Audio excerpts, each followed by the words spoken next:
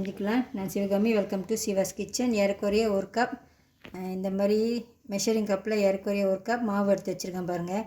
இது குத்து மதிப்பாக எடுத்துக்கலாம். அப்புறமேல நம்ம தண்ணி ஊற்றி பிணையிறப்ப நம்ம அட்ஜஸ்ட் பண்ணிக்கலாம். இந்த மாவு வந்துட்டு இப்போ நம்ம வறுத்துக்கணும். ஒரு டீஸ்பூன் நெய் சேர்த்துக்குங்க.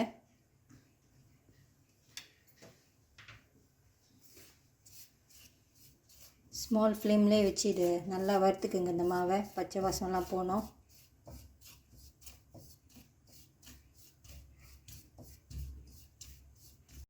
மாவு இந்த மாதிரி நல்லா வறுத்துக்குங்க. அடுப்பு ஆஃப் பண்ணிவிட்டு இப்போ ஒரு போர்டில் இதை எடுத்து வச்சுக்கலாம். இந்த மாவில் இப்போ மெத்த இன்க்ரீடியன்ஸ் எல்லாம் சேர்த்துக்கலாம்.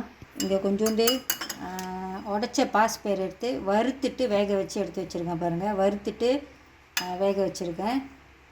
இங்கே வந்துட்டு கொஞ்சோண்டு தேங்காய் பூ, இதையும் வறுத்துட்டு எடுத்து வச்சுருக்கேன். நான் வீடியோ கொஞ்சம் கட்டையாக இருக்கும் அப்படின்னு சொல்லிட்டு நான் இதெல்லாம் முதலே செஞ்சுட்டேன். உடச்ச பாஸ்பயிறு, இது தேங்காய் பூ வறுத்தது, கொஞ்சமாக சீனி எடுத்து வச்சுருக்கேன், கருப்பு சீனி. இங்கே வந்துட்டு சுக்கு, அப்புறம் ஏலக்காய் பவுடர். இப்போ இது எல்லாத்தையும் மாவில் சேர்த்துக்கலாம். சுக்கு, ஏலக்காய் பொடி, கருப்பு சீனி, தேங்காய் பூ வறுத்தது,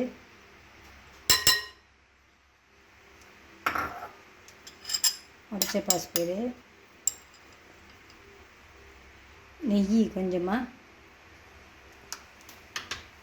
நல்லா முதல் மிக்ஸ் பண்ணிடுங்க.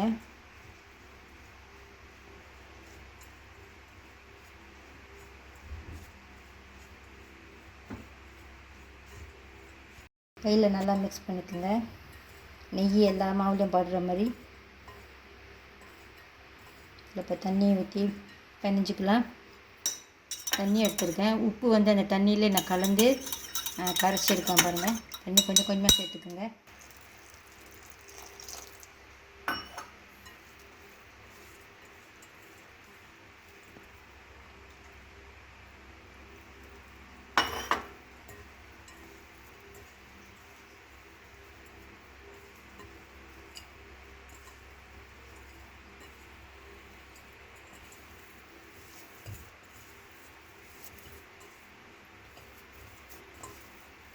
தண்ணி சரியாக இருக்கும்.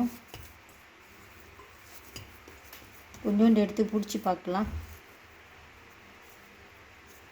அது வெடிப்பு வருதா அப்படின்னு. வெடிப்பு வந்துச்சுன்னா இன்னும் கொஞ்சம் தண்ணி ஊற்றிக்குங்க. இந்த மாதிரி வெடிப்பு வந்துச்சுன்னா கொஞ்சம் தண்ணி ஊற்றிக்கலாம்.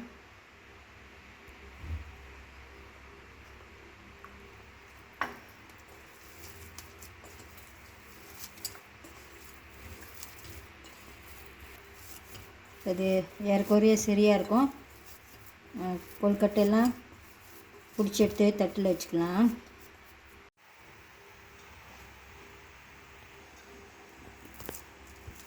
மாவு கொஞ்சம் கொஞ்சமாக எடுத்து இப்போ கொழுக்கட்டை பிடிச்சி வச்சுக்கோங்க.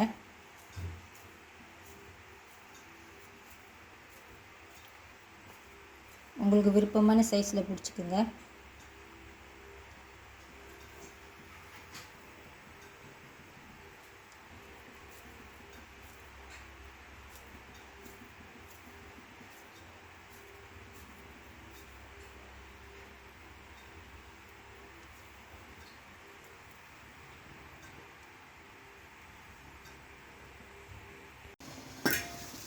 ஸ்டீம் பண்ணிக்கலாம்.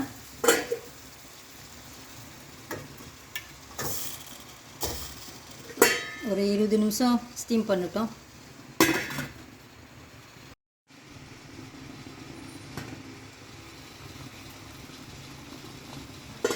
இருபது நிமிஷம் ஆயிடுச்சு.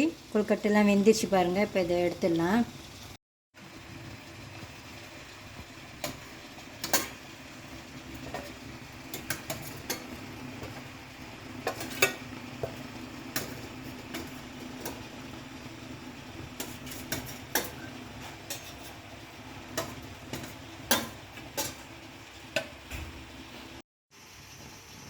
இந்த ஒரு கப் மாவுக்கு ஏறக்குறைய ஒரு கப் மாவுக்கு இன்றைக்கி ஒரு 18 கொழுக்கட்டை கிடச்சிருக்கு. இன்னும் ஒரு மிச்ச மாவில் நான் ஸ்டீம் பண்ணிக்கிட்டு இருக்கேன்.